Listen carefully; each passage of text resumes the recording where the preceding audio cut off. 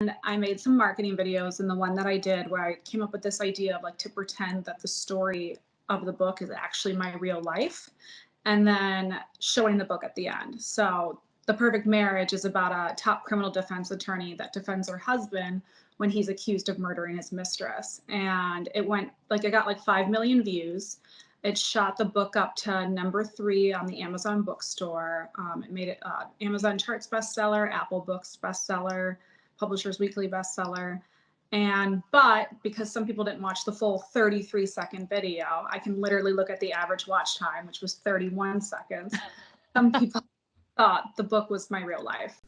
That was Jeneva Rose. I follow Jeneva on Instagram, Twitter, and TikTok.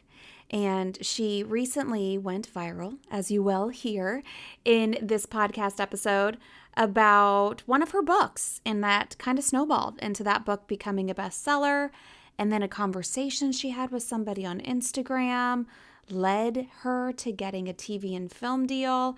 I love this interview with Jeneva because she is just like so many of us who want to write a book. Maybe you're writing one on the side right now. Maybe you have a full-time job and you have an agent or you're looking for an agent. Well, she breaks down everything she did from start to finish, from working full-time for 5 years while writing books and then finally leaving her job a year ago. And today's actually a big day for Jeneva. Today is the day that her latest suspense novel, One of Us is Dead, is released. If you were a fan of The Perfect Marriage, you're probably going to be a fan of this one. She is focusing on all thrillers moving forward. I recently finished The Girl I Was, not a thriller, but still a very cute book. Thrillers, they are my favorite, just like they are a favorite of hers. So I'm excited to get One of Us is Dead. That one is out today. So if you want a little insight, a little behind the scenes of her writing process, how she became a full-time author, and then how she uses social media to do all of the things, then I think you're going to like this episode with Jeneva Rose.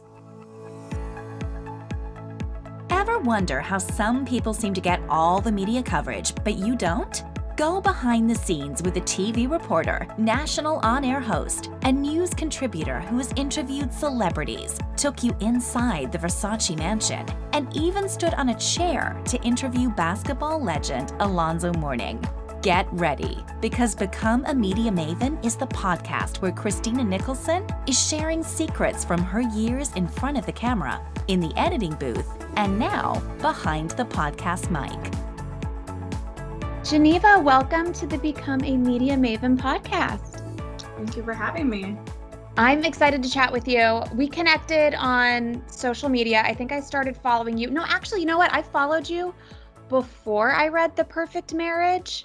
And I think maybe I heard about The Perfect Marriage because it kind of blew up on social. And you credit social to making that a bestseller, right? That's correct, yes. And people thought that your husband was a murderer in real life. Yes, in June of 2021. Okay, so talk about that because that's ridiculous. I started I've worked in social media for a decade, and this book, The Perfect Marriage, published with a very, very small publisher out of the UK. So I knew it was going to be on me to market this book. And I did really well on Instagram. The Bookstagram community there is fantastic. And then I started dabbling with TikTok before everyone was really on TikTok. And I made some marketing videos, and the one that I did where I came up with this idea of to pretend that the story of the book is actually my real life, and then showing the book at the end. So The Perfect Marriage is about a top criminal defense attorney that defends her husband when he's accused of murdering his mistress. And it got like 5 million views. It shot the book up to number 3 on the Amazon bookstore. It made it Amazon Charts bestseller, Apple Books bestseller, Publishers Weekly bestseller. But because some people didn't watch the full 33-second video, I can literally look at the average watch time, which was 31 seconds. Some people thought the book was my real life. And I realized that when I started getting comments on my other videos that had my husband in them. And they were like, is he out on bail? And I was like, you think this is my life? That is hilarious. Okay, so you worked in social media. So tell me what you did before. I worked at Kimberly-Clark as a senior global social media manager. So they do like Kleenex, Huggies, You Buy Kotex, and I did that for 5 years, working with all the different brands and then working across like continents globally with because they're everywhere. And you just left that job full time a year ago, but you've been writing for a while. Yes, actually started writing, like seriously trying to write a book when I started that job. And it was just like I wanted something. It was the first time that I didn't have something outside of my job. Like usually I was always doing freelance writing or stuff like that. And I didn't have any freelance work. And I was just like, you know what? I've always wanted to write a book. It's on my bucket list. I'm going to write a book so I can cross it off. And I ended up falling in love with the process and just kept writing. So in those 5 years before I quit that job, I had written 6 books. Okay, two questions. Mhm. One, where are those books now? And two, tell me about the process.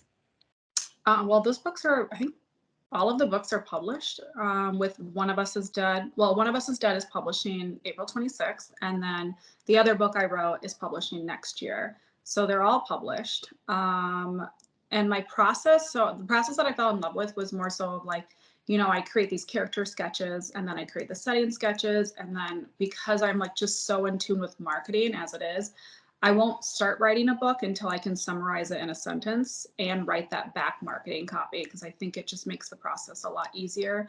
I do a little bit of an outline. I don't typically outline the entire book. And yeah, I just start writing. I loved having something tangible that I could show for, my efforts rather than at a job. It's just like, oh, I worked 8 hours today. It seems like because I've never written a book, but I'm a big reader. And it seems like such a long, complicated process to write a book, especially a book like The Perfect Marriage, where there are some twists and you learn things and you're like, oh, wait, let me go back and read this part again, type of thing. Like it just seems like it's so much because you mentioned the outlining and this and that. Like, does it become overwhelming? I actually think that's the reason why I waited so long to start writing books was because it just seemed so daunting. And I was like, how am I ever going to write, 300 plus pages? But when I started thinking of it as, let's think of it as each chapter or each page or each paragraph and just kind of breaking it down, then it didn't seem so overwhelming. So you don't really focus on completing it. You kind of just focus on the journey as you're going along with the characters. Okay, so the first book of yours that I read was The Perfect Marriage. I just finished this month. Oh, I can see the picture. The one about the girl in college. The The Girl girl I Was. Yes, thank you. I was picturing the cover. Okay, two very different books. Mhm. So one has murder, one does not. So where do you get the ideas for these books? With The Girl I Was, that was actually the first novel I wrote. And it was just, I had an idea for, time travel, going back in time, thinking you have a second chance to do your life over, but your younger version of yourself is there. And it's not a person or a version that you're proud of. So I thought it would be really fun to toy. And that's how I came up with that idea. And then when I started writing thrillers, that'll be where I'm going now. It's just all Okay. fun time. Um, it was because that's what I like to read. That's my favorite genre. So I wrote what I liked to read. I love a lot of twists. I love chapters that, just one more page because it ends on just, oh, I need to know what happens next. I like short chapters. I like multiple points of view. So I kind of just wrote what I liked to read. Same, same. Maybe that's why I like The Perfect Marriage so much. And do you ever get like with the multiple points of view, like as a reader, sometimes I'm like, okay, wait, I need to stop and I need to rethink this. Like right now I'm reading an Alice Feeney, and in her books, it's always like, okay, wait, and now I need to think like there's so much to think about. Like I get confused. As an author, do you ever get confused in like maybe you've taken a week off, like, okay, where am I picking back up? Whose point of view? What's happened? What secrets have I, given readers hints to? Do you ever get like, kind of like, oh crap, where am I? I think what really helps is keeping those character sketches. So you like, and for that, what I do is like, what do they look like? What's their personality like? How are they connected to other people? What's their background? And it's something easily to refer to. Actually, One of Us is Dead, which comes out April 26th, has 5 points of view. And I spent a lot of time finessing it and ensuring that readers would not, I did not want to have readers to have to flip back to the start of the chapter to see whose point of view it is. And luckily, all of the early reviews have been pretty much like 99% glowing. And a lot of people compliment the fact that I was able to write very distinct points of view where they were not confused. And that was like a worry of mine because I have read books that were, 4+ points of view and I get confused and I'm like, who's speaking here? So I did a lot to ensure, making sure that they all bring a different, they describe the world differently. They have, even though they're all from the same town, they just think of everything differently. And I gave them quirks too. So it kind of picks up, maybe it's a language quirk or how they speak, or maybe I have one who's kind of the mean girl and she makes up like her own words, like kinsalt, which is like a kind insult, kind of like a backhand. Or klexy, which she thinks is the perfect combination of classy and sexy. So she's always making up her own language because she just thinks very highly of herself. So creative. So are you just a creative person in general? Yeah, I think my mind always goes there. So like One of Us is Dead, it centers around a salon. And I literally thought of that idea when I was sitting in a salon chair and I had said something personal to my hairstylist. And she was like, oh yeah, you told me that. And you also told me this. And I was like, wait, I told you that? And she was like, yeah, you wouldn't believe what people say while they're sitting in this chair. And that was just like a light bulb moment. I was like, I'd never read a book, like a thriller that was placed in a salon. And it just feels like such a natural environment for things to just go haywire. I love it. I can't wait to read that one. Okay, let's talk about your author journey because you just quit your full-time job last year. You've been writing for 5 years. And you mentioned The Perfect Marriage. It was a small publishing company. Then things took off on TikTok. Like the whole process seems overwhelming to me because I feel like there's so many ways to go about writing books and getting them published and then the promotional aspect. So tell me, I mean, I know it's a loaded question, but like in a nutshell, short version from when you started writing to publishing to quitting your job, like what things did you do right? What things did you do wrong and learn from? I definitely I queried that woman's fiction novel. Definitely queried it too early. It was not ready. I had a lot to learn. That's why I ended up rewriting it like a couple of years ago. And I think with The Perfect Marriage, when I signed with an agent, I don't think I did my research well enough. It wasn't a good agent, writer relationship. So I think those were two mistakes. But I think what really worked was, taking that leap and doing social media and taking control of the marketing. I think a lot of authors don't want to market. You're already writing the book, you're having to edit the book, and then you got to market the book too. So it's a lot of work. But I think that's ultimately what led me to where I am now. And another thing that I think worked really well for me was I always make it a point to try to comment back to anyone that has anything nice to say or they send me a message. I used to be a lot better at it than I am now because there's just a lot more messages. But like that, having like a conversation and communicating with readers is actually what led to the film and television deal too. Because there was a producer, she commented on my Instagram how much she loved my book. And I ended up just like thanking her, and it led to us having a conversation where she asked about the film and television rights. And that's what ultimately ended up having that deal happen because no one was pitching it because I retained the film rights. So just being very communicative with readers is kind of what led me there. And unfortunately, like that's rare because like I said, I'm always reading, I'm always reading on social, I'm always tagging authors, and very rarely do any of them acknowledge it. So like whenever somebody acknowledges it, I'm like, thank you. Like it's crazy how rare it is, but it's so good that you do that. Okay, so now tell me about the TV and film deal. Like when did this happen? That actually happened before it blew up on TikTok. It was like in November. It was really random how it happened. I was like standing in line at the post office and her and I were like DMing and like just chatting. And I got an email from my publisher saying a film and television company was interested in optioning the rights. And while I was standing in line, I randomly like said to her, I was like, oh, well, maybe you'll be able to see it on the big screen because a film and television company is interested in the rights. And I had no idea who she was. It's not like it was in her bio or something.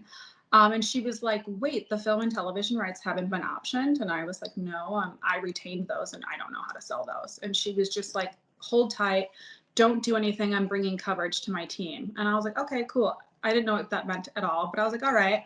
And What they does ended that mean? what oh bringing coverage is like, we're basically, I had to ask someone else, but it's where they kind of do like a whole summary and pitch it to a team of like why they would want to, turn this into a film or TV series. It's kind of just like another way of pitching, but it's to film instead of the publishing industry. Got it. And it was like a couple of weeks later that she came back and she was like, everyone here loves it. We want to get you on a call with the vice president of development. We're making an offer for film and television. And I was like, oh my gosh, well, I don't have a film agent or anything. And it was funny because I took the call with the vice president of development, and they were very enthusiastic, and they were like, we'll have our team get in touch with your team. And I was like, funny thing about that, it's just me. I'm the only part of So I ended up having to scramble and get a film agent, which there's no guideline on how to get that. I just happened to have a friend who had a film agent because it came with her big book deal. And she introduced me, and because I had the offer, the film agent ended up, negotiating it and taking care of it for me. And she ended up introducing me to my now literary agent. So it kind of was like very backwards. Typically it's like literary agent, film deal, maybe film TV deal. And yeah. Okay. Interesting. Okay, so like when you write a book, do you automatically just have the film rights yourself and you have to sell those? I couldn't imagine that somebody would just be able to make a movie off of your book. So a lot of times publishers want the film or television rights, and it's just like where they negotiate it. When I Got it. signed that book deal, I actually retained it, and I said I didn't want them to have it, and they were fine with that because they had never sold film or television rights before. So to them, it wasn't valuable. Thankfully, I did because it ended up being valuable. And Yeah. now my film agent, or she represents my books now. So that's kind of where it's not like she has the rights, I have the rights, but if she sells it, she gets, her 10%.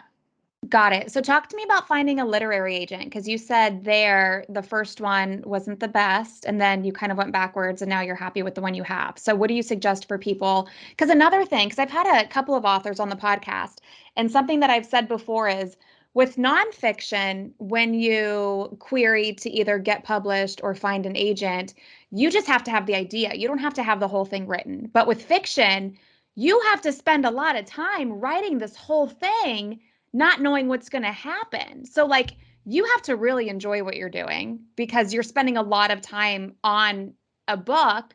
But then when it comes to finding the literary agent, what should people look for? What should they look out for? Yeah, getting a literary agent is very difficult. I think they say like less than 1% of aspiring authors sign with a literary agent.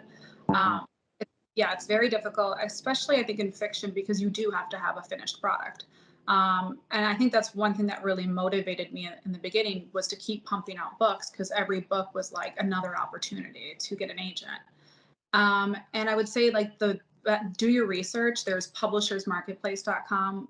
It's like $25 a month. It's very well worth it just to do all your initial research to ensure you're signing with someone that has connections because you can see what deals they've made or if they've made any deals. Definitely asked to talk to other writers that they represent so you can ask them about their experience. And then I would say make sure like you guys have the same communication and working style in terms of, if you want to have phone calls, if you want to have text or just do text messages or emails. I think that's really important. And I always made sure too, I didn't want to sign with an agent that had a massive client list because I didn't want to be lost in there either. I wanted to make sure that they had the time to dedicate to my career. So I would say those are the biggest things, but definitely like do your research. And it's better to have no agent at all than a bad agent. And it's actually very common. I didn't realize that it was because I remember when I decided to part ways, I was like devastated because I was like, I got to start all over again. It took me over a year to get my first agent. But I've noticed I have a lot of author friends who do switch agents mid-career and it just happens. And working full time and writing these books and pitching agents and publishers and all of this, how Do you manage the time if you are working full time when doing this? Like, what advice would you offer people? It takes a lot of sacrifice. I actually think I was way more productive in terms of writing and everything when I was working full time than now that it's my full time job. And it's because I don't know, I think I got really burned out too doing that for 5 years of working full time and writing 6 novels in that time as well. But I would say it was a lot of sacrifice, and your time is so much more precious when you have less of it. So before I would sit down and I'd be like, I only have Saturday. That's it. I just have Saturday. Otherwise, and nights and basically nights and weekends. And if I want to be able to go hang out with my friends or do something fun, I need to get this done. So it was like, you sit down, you write immediately. Now I'm like, well, I have all day and, I have every day. So I'm actually like, it's kind of a double-edged sword there. No, that makes sense. And what made you quit your full-time job? Because it's been a year. You've been doing this for a while. Mm-hmm. It was getting to be way too much because I had the film and television deal. The Perfect Marriage blew up. I was going viral on TikTok a ton, just trying to keep up with all of that. And People then thinking you're married to a murderer. They wanted to see what the murderer looks like. I was earning more money than my full-time job was, and I kept thinking like about my time. Like, I'm selling books. I had sold One of Us Is Dead.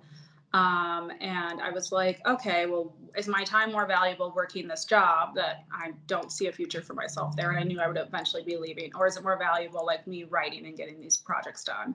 And I also had like the book series that I wrote. So I had that due. So I had to write another book while editing a book and promoting 2 books. And I was just like, I can't do this. And now with all the PR stuff I have to do for One of Us Is Dead, I was like, I don't know how anyone could do this with a full-time job, because like from the time I woke up this morning, I had to do like 8 different PR things, and I have the book tour next month, and I'm writing my next book. So it's a lot. So what does the PR look like? Just as somebody who owns a PR agency, I'm interested. A lot of Q&As, a lot of interviews and podcasts, a lot of writing articles for different publications, which I have found that to be my least favorite thing, because now it just feels like a homework assignment. And I'm like, I'd rather just write the book than have to write an article now. That makes sense. Yeah, it's a lot of that. Yeah, they just keep coming down the pipeline. Like today, my publicist sent me like 4 different new things I need to do that are due within the next like 2 weeks. And I'm like, oh my gosh, I was finally getting caught up. Yeah, it's like it's a good thing that you have. Like, it's a good problem to have, Mm-hmm. but it's a better lot. having publicity to do than having nothing at all. So Yeah, that's because true. had no publicity or anything. It wasn't until it blew up that it did. So I had none of that. It was all on my own, trying to network and send out review copies and book my own interviews and whatnot. So Yeah. different beast. What do you like to read, or do you read? Are you too busy writing? Oh no, I read a lot. I think reading has made me a better writer. I also always encourage aspiring authors to read and read widely. But my favorite, I love reading thrillers, and then I like to break it up with like a romance or a rom-com. Yes. Things at once. When it's like too much disturbing murder, I need something light. Yeah. Okay, give me a Colleen Hoover book or a Sophie Kinsella book. So good. Colleen Hoover. I've been binging her too. So what thriller writers do you like? I love Karen Slaughter. I love Peter Swanson, Samantha Downing, Liv Constantine. And now I'm blanking on. Those are probably some. A lot. That's good. Awesome. Well, is there anything else you want to add that I should have asked? I don't know. No, that was awesome. And I'm super excited. This podcast is coming out on the day that One of Us Is Dead is published. I love the title and I love the cover. Thank you. You're welcome. I'm excited to read that one. And we will link to where people can get that in the show notes. We'll also link to your Twitter, your Instagram, and your TikTok so people can see your killer husband. Just kidding. He's not a killer. He's actually really funny. He is very funny.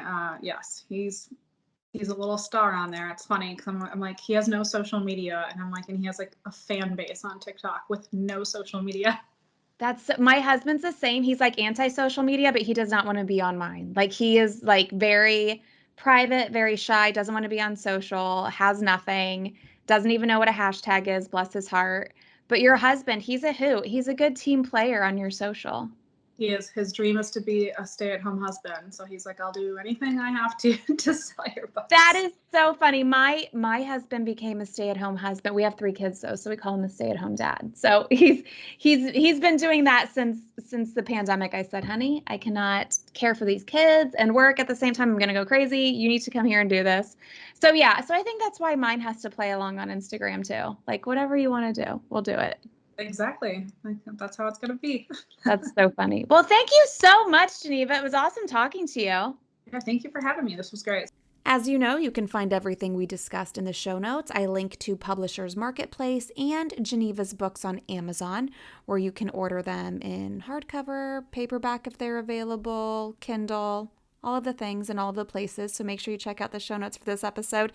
And if you haven't yet, make sure you tap that subscribe button. I am bringing you great episodes every 2 weeks. Some you'll just get me, my lovely voice, and then others you will hear from amazing people like Jeneva, a best-selling author. So thank you so much for listening. And if you haven't yet, please make sure you visit 16places.com, because at 16places.com, I am giving you 16 places to pitch to be a contributor.